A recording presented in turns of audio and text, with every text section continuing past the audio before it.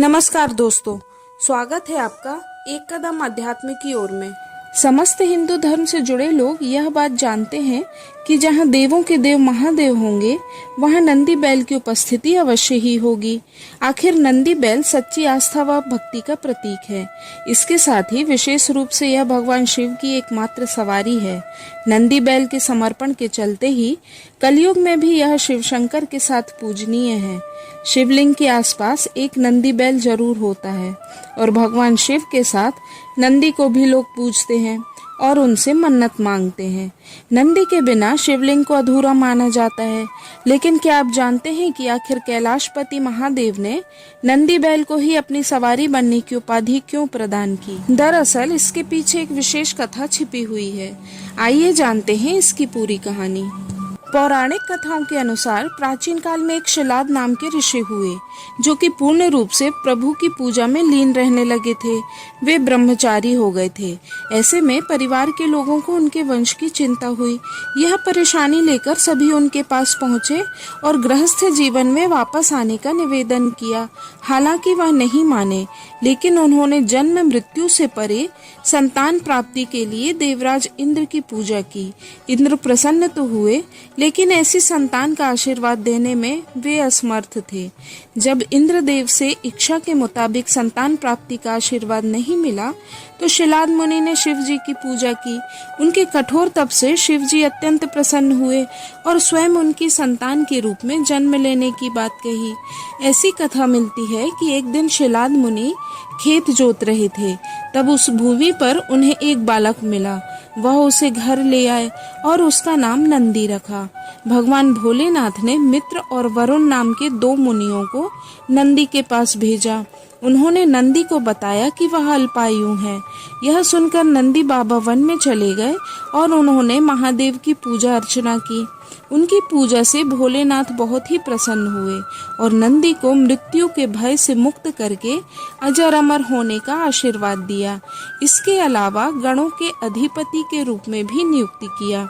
ऐसी कथा मिलती है कि जब असुरों और देवताओं के बीच समुद्र मंथन चल रहा था और उसमें से विष निकला तो शिव जी ने उस विष को धारण किया, लेकिन विष पान करने के दौरान कुछ बूंदें जमीन पर गिर गई थी और उन्हें नंदी ने अपनी जीभ से चाट लिया था।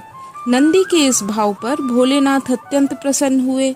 इसके बाद भगवान ने नंदी को अपने सबसे बड़े भक्त की उपाधि दी। साथ ही उन्होंने यह भी कहा कि जो शक्तियां उनकी हैं वह नंदी की भी है। भोलेनाथ की कृपा पाने को ज्ञान स्वरूप तप और विष की बूंदें चाटने की पवित्रता नंदी बाबा की महिमा को और भी बढ़ा देती है। भोले बाबा ने नंदी को यह आशीर्वाद दिया कि उनकी पूजा से पहले नंदी की पूजा की जाएगी। यही वजह है कि हर शिवालय में नंदी बाबा की मूर्ति जरूर होती है।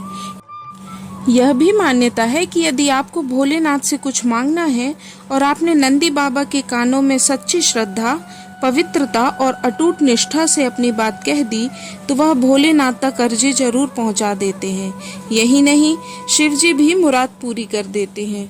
शिव मंदिर में लोग शिवलिंग के दर्शन और पूजा करने के बाद वहां शिव जी के सामने विराजित नंदी भगवान की मूर्ति के दर्शन करके उनकी पूजा करते हैं और अंत में उनके कान में अपनी मनोकामना बोलते हैं। कहते हैं कि शिव जी अधिकतर समय तपस्या में लीन रहते हैं।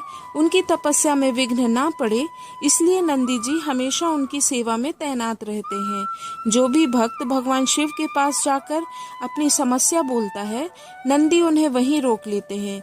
किसी बाहरी विघ्न से उनकी तपस्या भंग ना हो, इसलिए भक्तगण अपनी बात नंदी जी को कह देते हैं। नंदी जी से कही गई बात शिव जी तक पहुंच जाती है। इसीलिए मंदिरों में नंदी जी के कान में अपनी मनोकामना कहे जाने का प्रचलन है। कहते हैं कि स्वयं भगवान शिव ने नंदी को यह वरदान दिया था कि जो तुम्हारे कान में आकर अपनी मनोकामना कहेगा, उस व्यक्ति की सभी इच्छाएं जरूर पूरी होंगी।